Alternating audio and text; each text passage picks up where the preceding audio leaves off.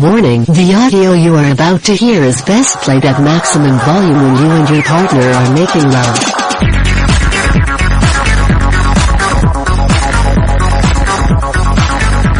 Ladies and gentlemen, this is Gorilla Roundtable. With us this week are Mike, an MBA and free market enthusiast, Nick, a PhD and political economist, and Paul, a neuroscience graduate student concentrating on addiction and humanity in general. This week on episode 6, Measles in Public Health, the crisis in Venezuela, defining ISIS, Chris Kyle assassination as the conspiracy of the week, and the gang goes to the movies. Ladies and gentlemen, I give you the knuckleheads of Gorilla Roundtable.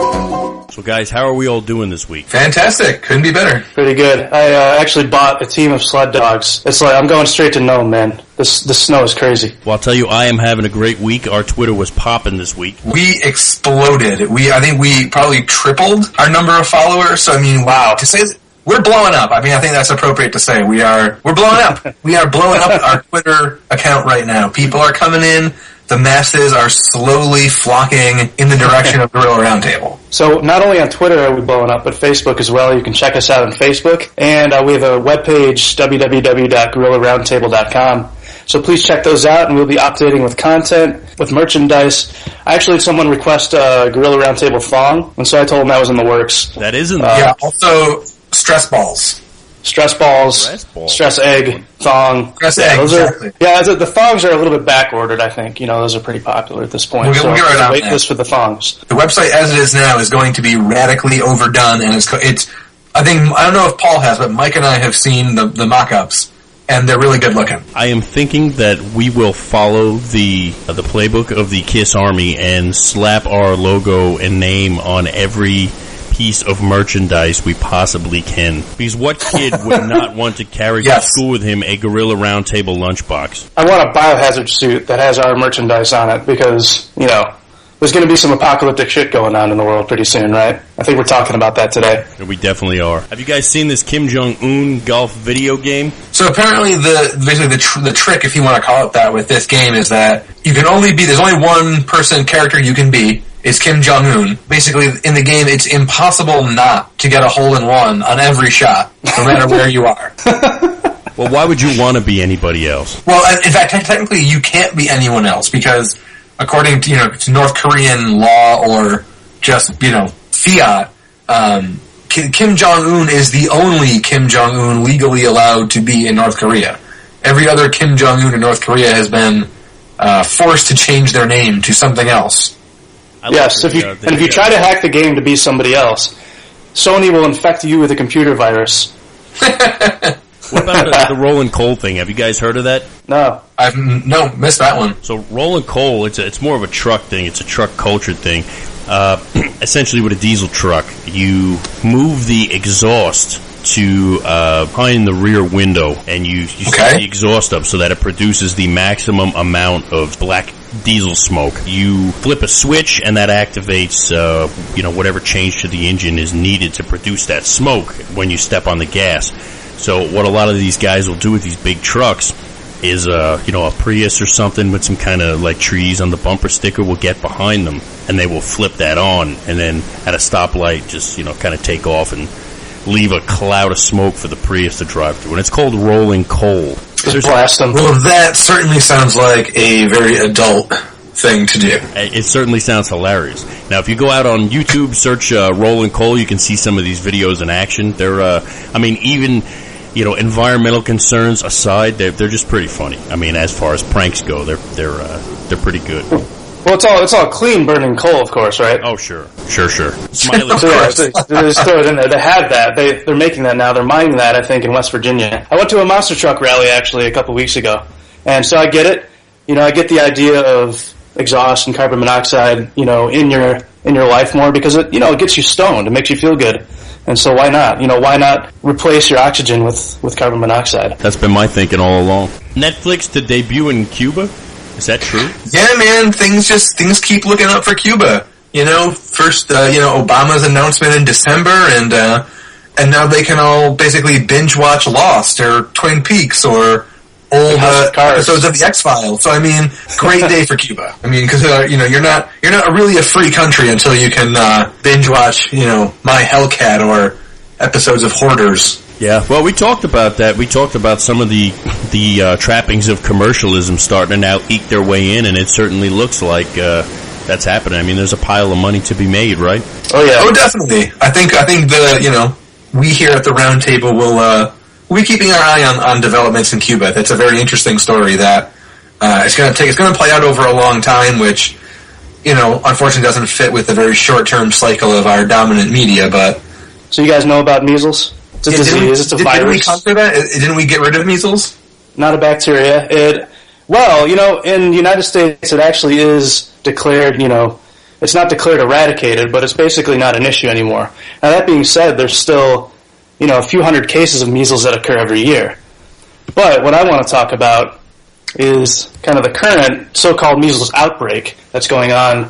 It started at Disneyland in California, and it's spread throughout the United States. I think it's in somewhere around half the states now. There are reported cases of measles that emerged in this outbreak. Now, globally, so how many people have been infected? Well, 125 people have been infected from this outbreak. Now, globally, that doesn't really even scratch the surface. So what does that mean? Well, worldwide, there's over 50,000 people infected with measles in 2014, and that's actually down from 4.2 million in 1980, right? So 4.2 million people down to 50,000. Do the math, Nick. That's a 99% reduction, right? And so why is that? What do you guys think? Chelation therapy? Why have we been able to reduce, the vaccines or measles so much? Well, magic. Well, the real answer is vaccines. Those are all very good guesses. And so the measles vaccine was introduced almost half a century ago.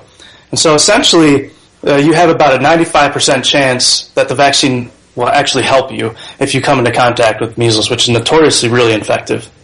Now, what happens if you're not vaccinated? Well, if you're healthy, measles is very unlikely to kill you. It's only about 1 in 1,000. But if you're a malnourished kid, for example, it's about 10%. So 1 in 10 is your chance of dying from measles. Now, however, even if measles doesn't kill you, you can have long-term complications. These include bronchitis and other things. So as for the vaccine is estimated to save about 1 million lives per year. And so, as I said before, the effectiveness is greater than or equal to 95%, which is, of course, much better than the flu vaccine this year, which is around 20 or 30%. And so even in the poorest countries, vaccination rates are currently above 50%, even in some parts of Africa, which kind of surprised me. And it's often, actually, even in many of the poorer countries in Africa, above 80%. This is for the measles vaccine. So now the Disneyland outbreak has essentially brought to light what kind of is an ongoing trend for people over the last 15 or so years. And so that's for people in affluent countries not to vaccinate their kids, particularly with the MMR, the measles, mumps, rubella vaccine for personal reasons, right? These are not for health reasons. Of course, health reasons are separate. If you have some sort of immunosuppressive disease, then you shouldn't be getting the vaccine, and that's okay. But for personal reasons, right, you can reject the vaccine, especially for children who don't have a say in this. And so, in the current outbreak, about half of the people who are eligible to get the vaccine are not vaccinated, right? So that's not very good at all. And so, let's talk about some numbers first, and then I want to get into some of the costs of vaccination, or rather the lack of vaccination for measles. So rarely you can have autoimmune reactions to the MMR vaccine. This is in 1 in 30,000 people. In 1 in a million people, there's a severe allergic reaction. This does not necessarily mean death, but there's a severe allergic reaction that can cause anaphylactic shock. So those are those numbers. Now, the claim that the MMR vaccine causes autism, which has been popular since a study was released in the late 90s, which has since been discredited and disproven by multiple studies. So MMR does not cause autism. However, measles, of course, as I said, kills about 1 in 1,000 people, and if you're a poor kid who's malnourished, that's 1 in 10, right? So there's the epidemiology. Clearly, from an epidemiological standpoint, it's more beneficial to get the vaccine. And so, how much does the vaccine actually cost? Well, it's about $30 to $50 per vaccine. But how much does the measles cost the public? So in 2011, there's a measles outbreak in San Diego. It was estimated to cost the public $10,000 per case, right? So $10,000 to $30 if you can prevent that. So this takes into account lost wages, hospital resources, person hours that are used up in the context. So in other words, the current outbreak is going to cost people $1.2 million, right? That's if the infection stops dead right now in its tracks. But of course, measles is very contagious, so I'm sure it's not going to end where it is. And so, just think, there's another piece of information about vaccines in general and the diseases that we currently have. So since 2007, there's been 146,000 vaccine-preventable illnesses, right? 6,000 preventable deaths, all in the United States, mostly from influenza that occurred because people chose not to get vaccinated, right? And so, with all this information in mind, from an epidemiological and a public health standpoint, Nick, I want to ask you first, at what point should public health efforts become punitive? Is it right at any point? When might it be correct for it to be made illegal not to get the vaccine, assuming you're medically eligible for it? Right away.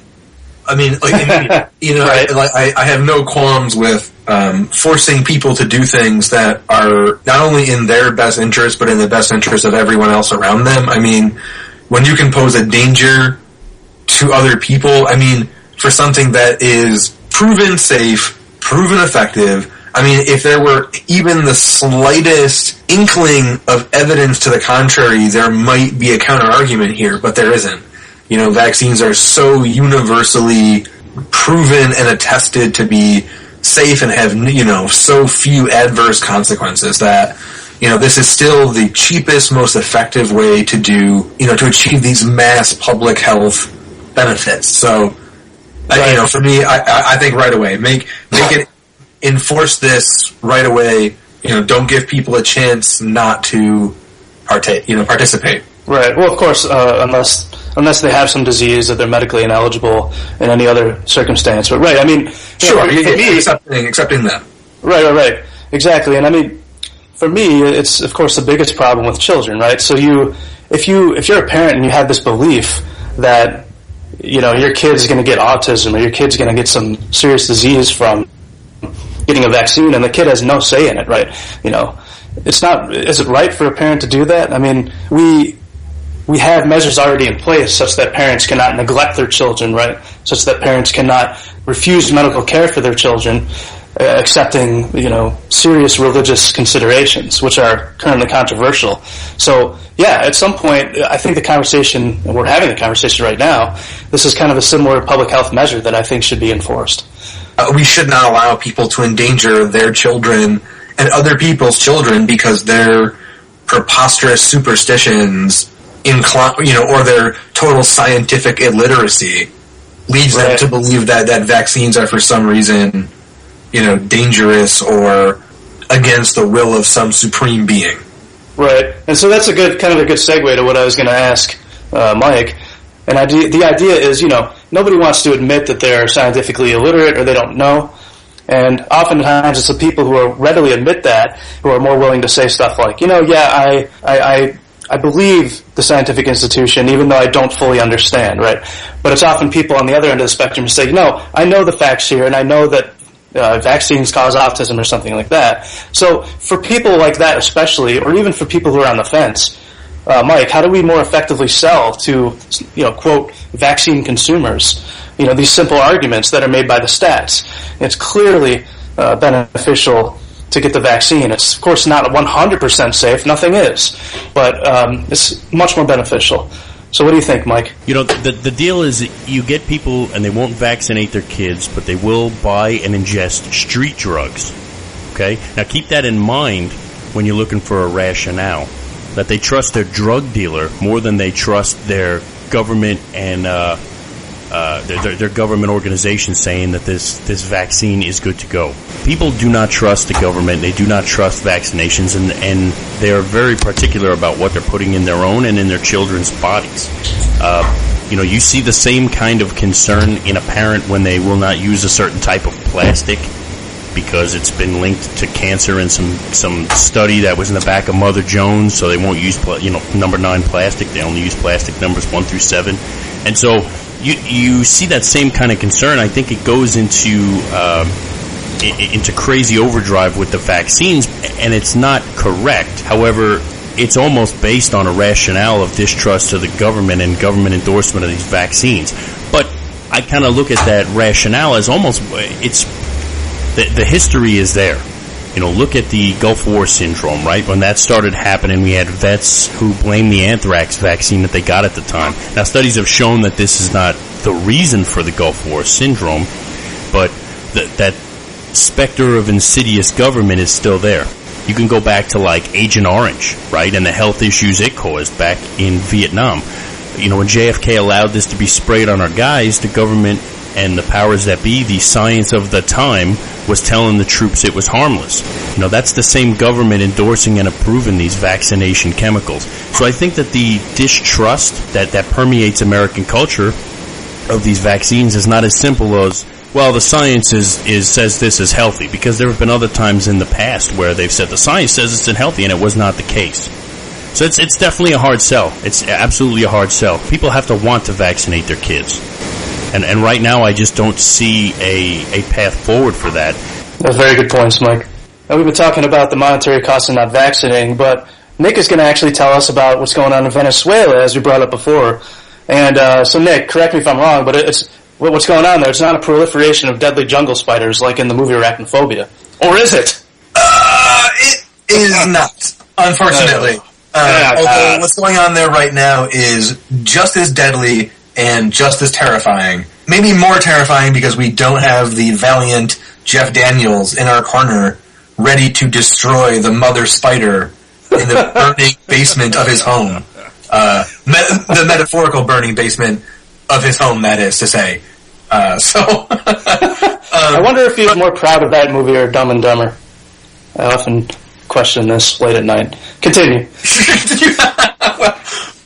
Well, so here's the thing.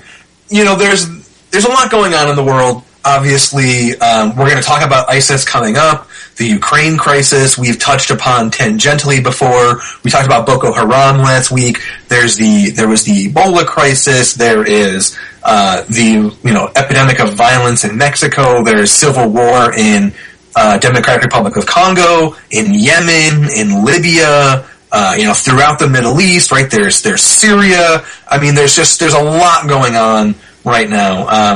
And so it's easy for some stories, obviously to get lost. And I think one of the biggest ones with the most repercussions, has really been overlooked. And to me, as you could probably guess, that's Venezuela. The crisis in Venezuela has kind of been ongoing for almost, 2 years now, really since Hugo Chavez died in 2013.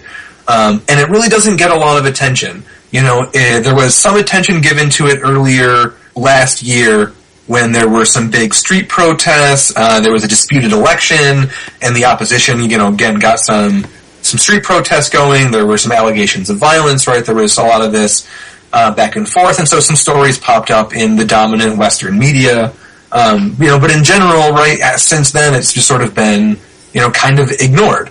And really, why I think this is the case, right? Venezuela gets ignored, not because these other crises are more important. I mean, some of them are more threatening, especially the ones in the Middle East, because they threaten, oil politics, which of course are, terribly important. But Venezuela is also an oil producer, right? They're very, very important, especially being in this hemisphere and very close to America. So what you're seeing in Venezuela is basically kind of or at least what you're seeing now is the crisis is taking on a different turn. It's getting to, it's definitely picking up speed in Venezuela, and that's all, basically due to some of the collateral damage of the oil war that the United States has been waging against Russia. You tank the oil price to hurt the Russians, you're also hurting anyone else who, makes money selling oil. And in this case, that's Venezuela, as well. And so there are times like these where, even the little attention that Venezuela gets, it gets because right now, in sort of at the height of its crisis, it really fits the kind of neoliberal narrative about, over government spending, over government indebtedness, reckless spending on social policies and so what really gets me, what really bothers me about all of this reporting is that it always, especially in the dominant media in the United States, we basically just parrot what the right-wing capitalist media in Venezuela say, and we skate over the surface of, some of the really important issues going on here. And what's really going on in Venezuela is, and I wrote a two-part series for the Hampton Institute last year about this, which I will unashamedly plug here, so go read them. But basically, to summarize them here, what's going on down in Venezuela, this is a class war. This is a U.S.-backed coup attempt where we're trying to, provoke instability to undermine a democratically elected government, the most democratically, elected government. After Maduro's last victory, you are talking about a regime that has won 19 out of 20 democratic elections at the national level in, 15 years. Right? So very few regimes have the democratic credentials that the Bolivarian regime in Venezuela does. What I want to ask Paul basically is this, right? So there's this really important crisis going on in Venezuela. United States, we actually have imposed economic sanctions against Venezuela, and yet I think very few Americans can tell you what's happening there. They could tell you. Who could maybe they probably can't even find Venezuela on the map. To you, right? Is this just another case of U.S. capitalist elites and their partners in a foreign country trying to topple a socialist regime they don't like?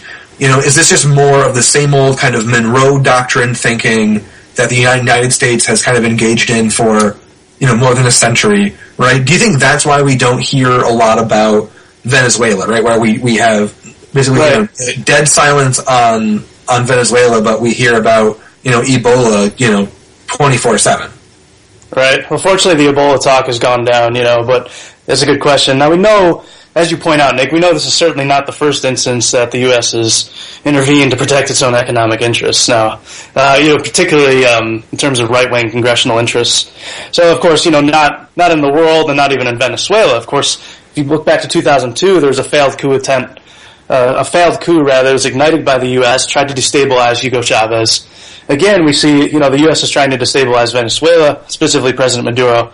And so my guess is that it's mainly oil prices, the falling oil prices, Republican control of both houses now, in this case, that's fueling a capitalist agenda. And so, I tend to agree with your sentiment here, Nick. And, Mike will probably disagree with us, but I'll be interested to see what he has to say. Maybe Obama cut a deal with the Republicans or something to try to improve his image in terms of Latin American relationships, like Venezuela for Cuba or something, right? So the media makes a big deal out of the lifted Cuban sanctions, right, that are currently going on. Now, while the capitalists are kind of silently rejoicing at the thought of, quietly toppling yet another socialist regime. And it's not just that, this regime is socialist. As you pointed out, Venezuela makes a lot of oil, refines a lot of oil that essentially, were the U.S. to have enough economic control in Venezuela, the U.S. could own it, right, as the right wing would prefer. So the capitalists essentially will be able to exert a lot more economic control, not only in Venezuela, but in Latin America in general, behind the mask of quote-unquote democracy. Yeah, that's my response. I think you're onto something, Nick. I definitely think I'm right, of course. But, sort of, what I want to ask Mike, and this is sort of, maybe a little more technical, right, but, when people want to talk about Venezuela, at least in the dominant media, if you get a piece about Venezuela, what you're going to hear about are the shortages, the inflation, how the complicated exchange rate regime makes black market transactions more appealing and leads to smuggling, if you even hear about the smuggling at all. But very few people want to, they want to skate across the surface, and they don't want to discuss, right, the sort of the deeper motivations for some of these policies, right? And in particular, in Venezuela's case, a lot of these things, a lot of the policies that right-leaning capitalist economists want to point their finger at as causing the problem are very much designed to fight poverty, to fight extreme poverty, which, 20 years ago, Venezuela was a leader in. And so the policies of the Chavez government, have been, and I think there's sort of, right, there's no way to sort of dispute this, they've been extremely successful, and this is, right, empirically so, right, at reducing extreme poverty and raising some of the poorest people in the world up to, much better standards of living. But what I'm curious about for you, to hear in your response is, right? For you, do you think that what's going on in Venezuela is just basically too much interventionist government making a mess of things, right, with the complicated exchange rate regime, or is there something more to this, right? As I was sort of arguing, is there kind of a class war dynamic going on there between wealthier Venezuelans and poorer Venezuelans about who's going to benefit from the oil wealth, right? Is it just oil politics? I think in this case, it most definitely does have a tie to oil politics. You talk about the last 20 years of Venezuela, the amount of folks in poverty has declined, and we've seen that globally. What we've seen for the last half a decade or more has been a robust crude oil price that has allowed governments that are dependent on that price to spend that money in a social way and eliminate poverty and to fund some of those socialist programs. Venezuela has a massive population, has a ton of natural resources, so the high oil price would have benefited them to bring those folks out. Now, though, plummeting oil price, increasing amount of turmoil there, is there a stable economy to support the people outside of the government selling its natural resource off? Question you asked me, it kind of implies a motivation that's on the up and up. Whatever the government's motivation, look at the outcome. Why are they still poor after all these years? Why is there still, you would say there's been a decline in poverty, but why is there still so many in poverty? Is there a chance that the utopian socialist policies that they're living under are just a cover for very greedist Venezuelan elitist actions? And that, it's essentially a ruling class of thugs and criminals who have dressed up their behind-the-scenes backroom dealing in a very pro-populist facade with smiley faces and rainbows. It may not be mismanagement in Venezuela, but it may be systematic theft. So, I guess I'm curious if that's sort of do you just see the Bolivarian regime as just another populist, I almost want to say Peronist, but I know that's a very specifically Argentine movement, but it mixes that kind of nationalism and populism and socialism in that interesting, sort of Latin American way. So where I guess I'm curious, right? Do you see the project of the Bolivarian government, right, as just totally bankrupt, right? So from their point of view, what they want to do is use this oil money, spend it on social development, create an alternative, non-capitalist, participatory socialist economy that will rise up coexistent with the capitalist economy, but eventually overtake it. And of course, right, people have tried this. Yugoslavia tried it and actually was fairly successful at it till the United States provoked a genocidal ethnic war there. I guess I might give a question for you, right, is that whole project bankrupt? Is there nothing that governments can do, right? That was sort of my point about asking about interventionism, right? Should they just let the market do it, or should the government really be involved in, the really laborious work of human development? Yeah, no, that's what I'm saying. When we talk about interventionism as a mechanism, a very large, it's interventionist in the macro sense. It's a very large concept. My point is, government intervention, I don't think it's the main cause of Venezuela's issues. However, I don't think it's helping. Right. There's economic ties between Venezuela and Cuba. And, Venezuela, for the straits that it's been loaning Cuba money. So, Cuba and Venezuela at the table, and Venezuela's picking up the check. So that tells you something about the two economies relative to each other. Venezuela is the number one crude producer to Cuba. So I'm very interested to see, and I'm not trying to go off topic, but I'm very interested to see, if the United States is truly actively engaged in overthrowing the current Venezuelan regime, and on one hand, and on the other hand, the United States is very actively trying to establish markets with a, economically more free Cuba. Are we going to take over that role of crude oil provision to Cuba, which is a very large market, and then, that's just going to hit Venezuela further in the pocketbook? And I can't imagine all those pressures being brought to bear on Venezuela are not going to result in regime change that is more pro-American. Interesting. Yeah. And so this is something I want to talk about with Paul, that, you brought up the obviously the now sort of infamous 2002 coup attempt, with sort of that has all the obvious fingerprints of U.S. involvement. And of course, just last week, just a couple days ago, there was the announcement by Maduro that they had foiled another U.S.-backed coup attempt there. And I just sort of, I wonder, right, when you look at the history, when you look at the facts, right, you can't deny the heavy-handed presence of U.S. interests in Latin America, right? You can't deny that we've done this kind of stuff before. I guess my question for you, right, is where do you think the kind of incredulity comes from on the part of many people, right? When you kind of make this case about, well, the U.S. is fomenting a coup in Venezuela, and people are like, oh no, we wouldn't do that, and there's no proof of that, and right, where do you think that kind of sentiment comes from, right? Despite this, again, very obvious and clear history of heavy-handed, involvement in other people's politics. Well, it's nationalism, right? It makes us appear less sinister than other nations who are at all times potentially our enemies because they're not us, right? Even if they're our allies.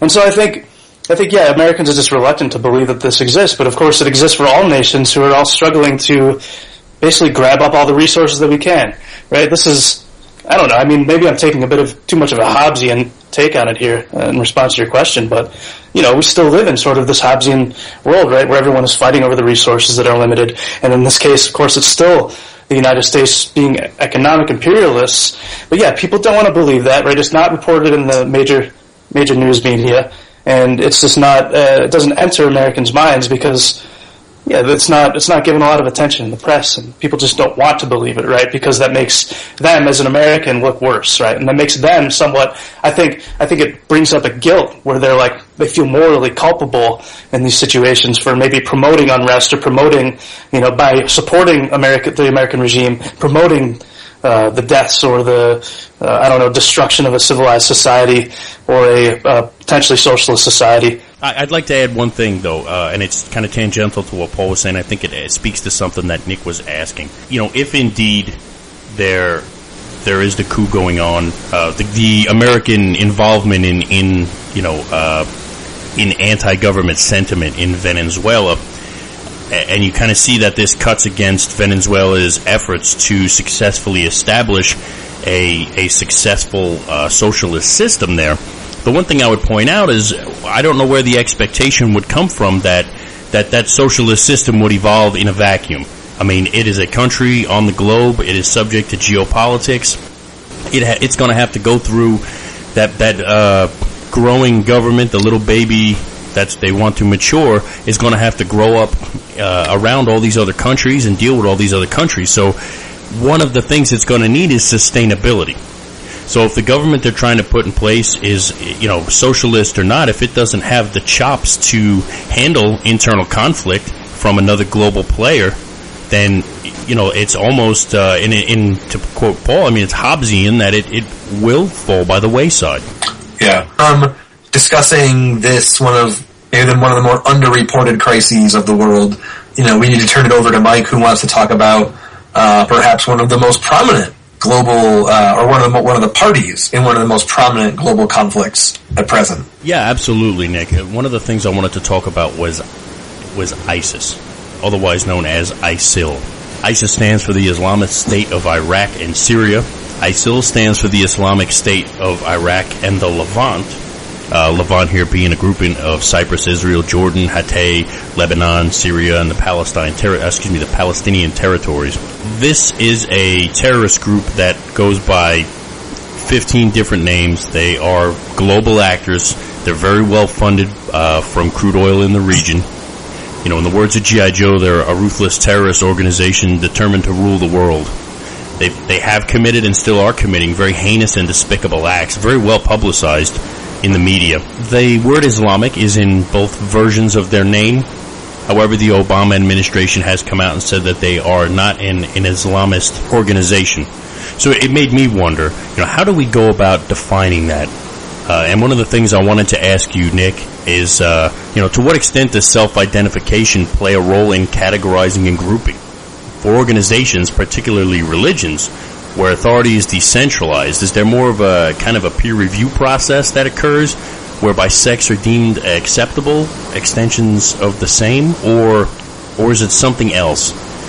And this is not necessarily limited to ISIS or ISIL. I mean, it's kind of a very broad question because I see the same type of definitional ambiguity when it comes to the Westboro Baptist Church, those folks who protest out in front of the dead soldiers' funerals with the anti-homosexuality signs. So what's your take on that? Well, I want to say this first, because I think this is important.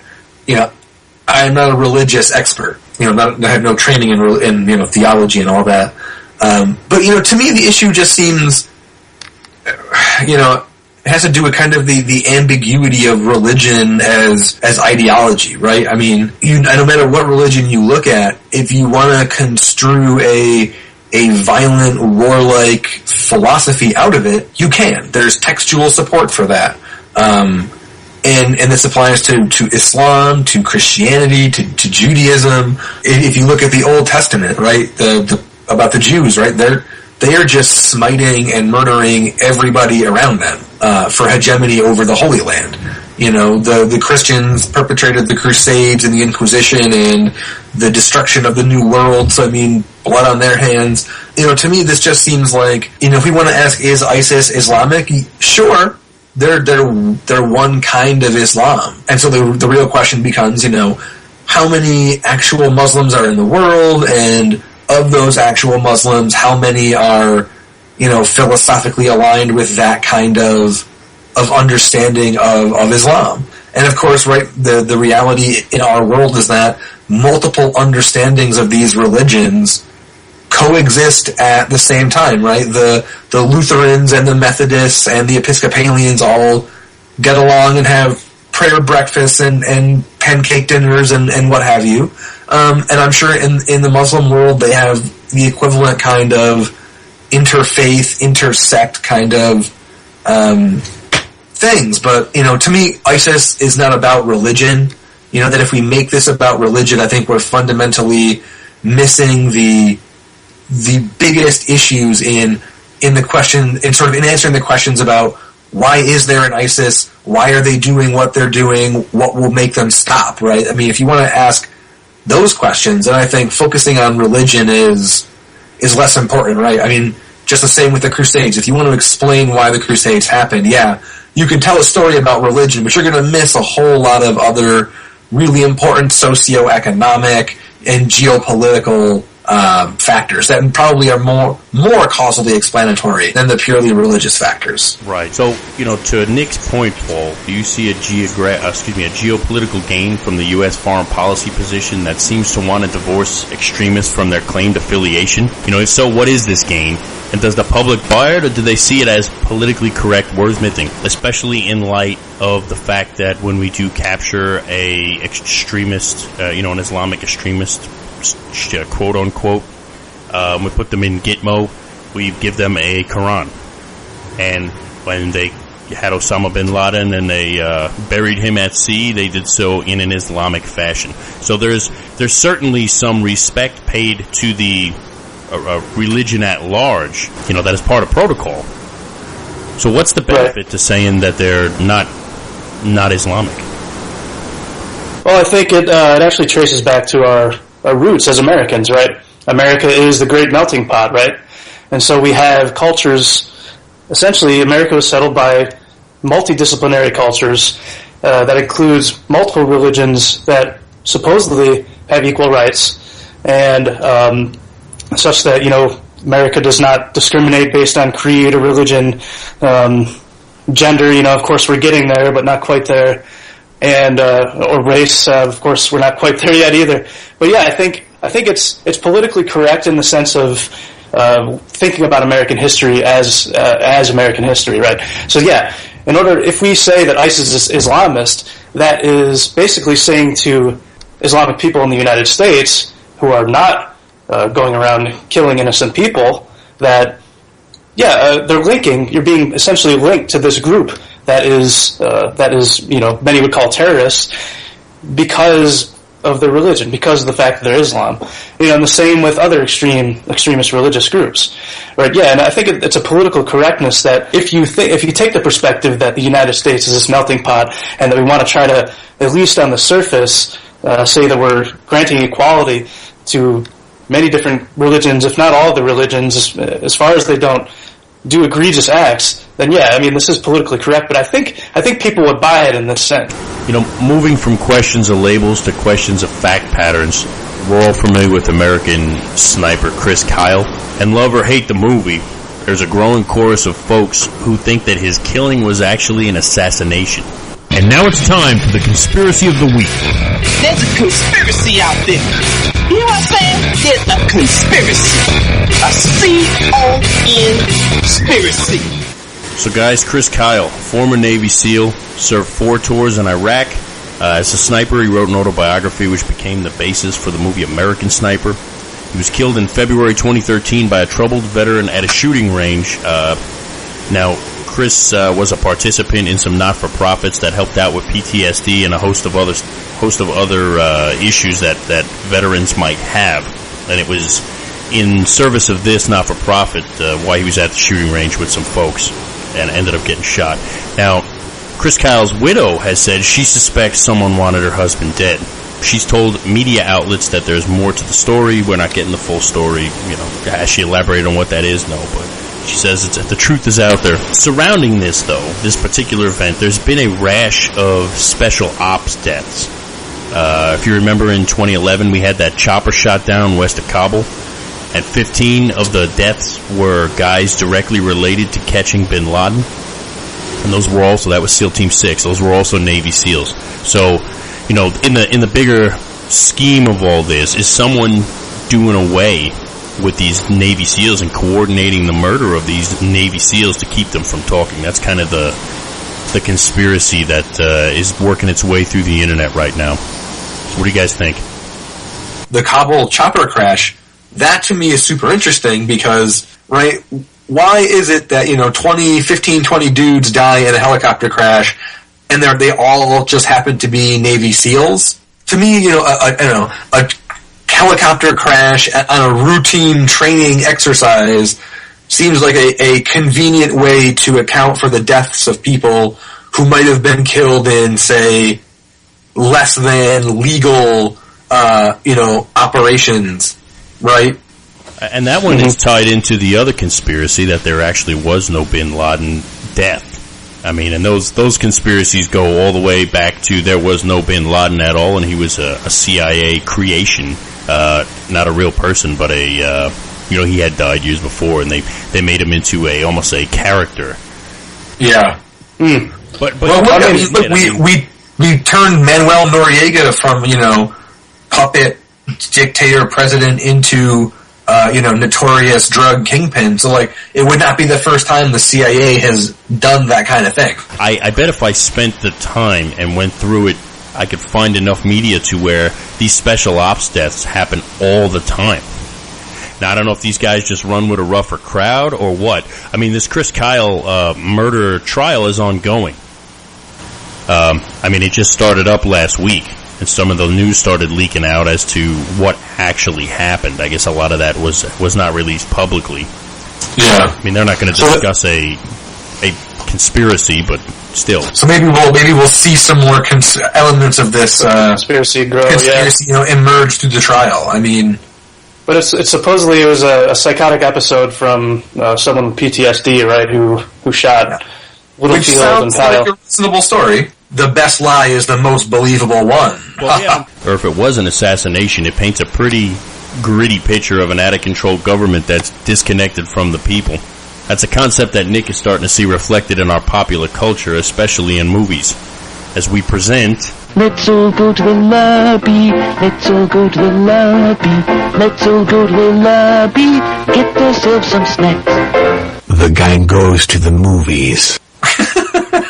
I went with The Simpsons on that one because I want to spread out the amount of people who are going to be suing us. So that gives the fine folks at Fox and Matt Groening an opportunity to jump on the bandwagon. Yeah. Well, that was a disclaimer right there. What you just said, right? Yeah, maybe. Hope so. But we could use the publicity. So a good lawsuit will get our name out there. Yeah, we'll be coming out with our combined Simpsons Gorilla Roundtable thongs after the Gorilla Roundtable thongs.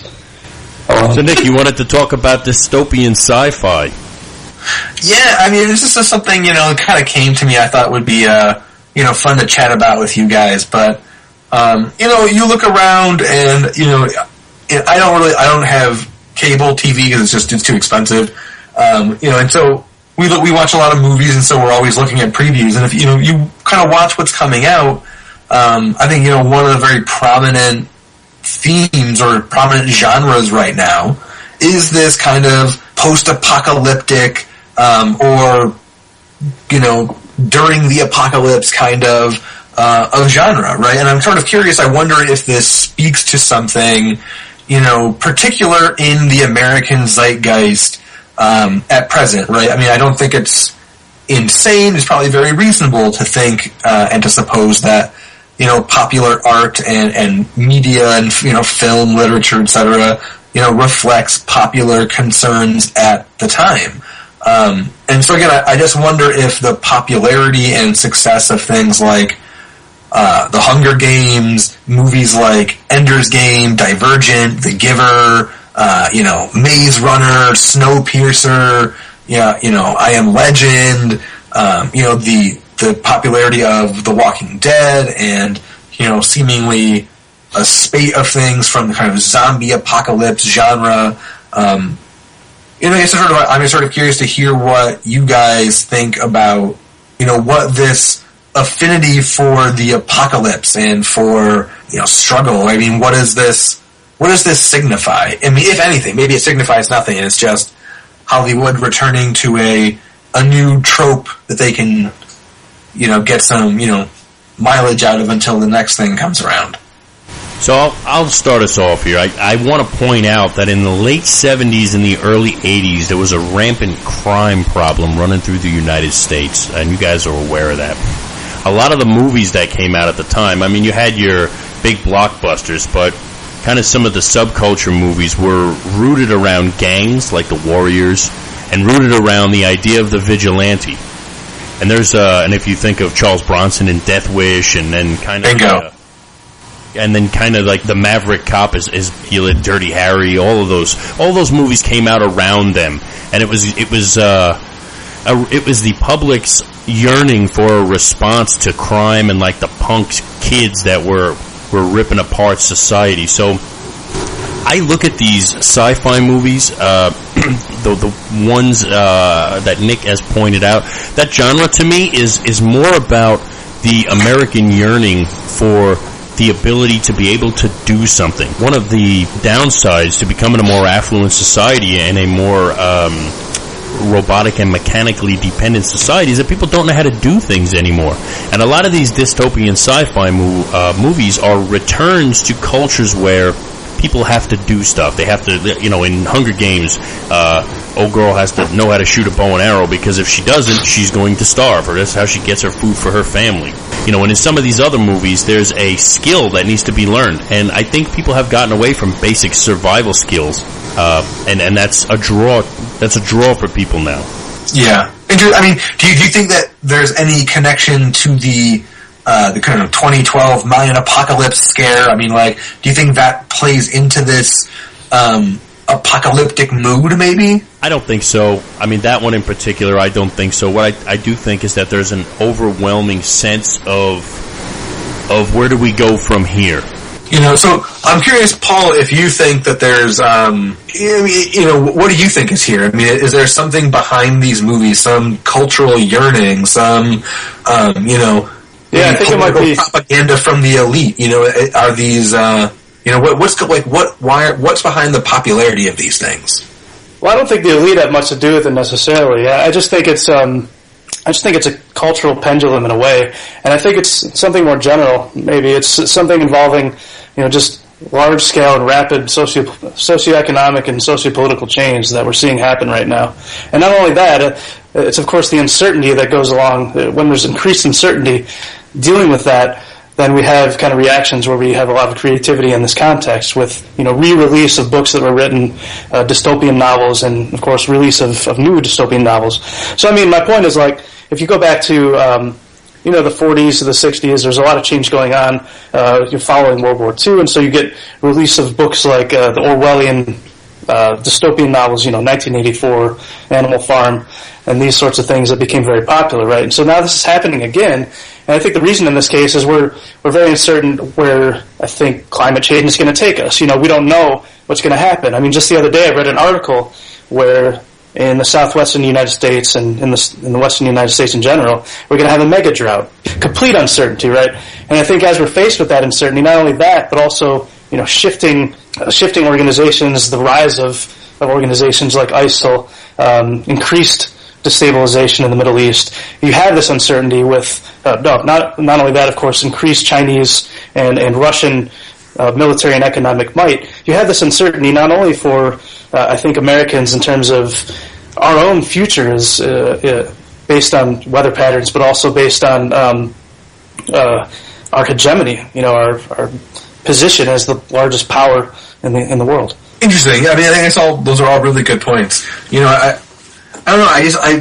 Part of me wonders if there is, because you look at a lot of these plots, and one of the things I think that gets ultimately reinforced here are ideas about individualism, ideas about militarism, and so I think there's perhaps some case to be made for, there being some kind of propagandistic element to these films. I mean, there are very obvious kinds of propaganda films like Zero Dark 30 or American Sniper, but I think there are some kind of subtextual messages in there, and one of my colleagues at the Hampton Institute wrote a really interesting article, about this, and I'll have to send that out on the Twitter and let the people at large digest that. And see what they think about it. So, there's actually an interesting contradiction in terms of recent movies that I'm thinking about right now. So, for example, there's instances where essentially an individual has ruined everything. If you think of the 28 Days Later series, right, you have a context where, surprisingly, miraculously, we have this virus that's able to be controlled by the government. Things are getting back in order.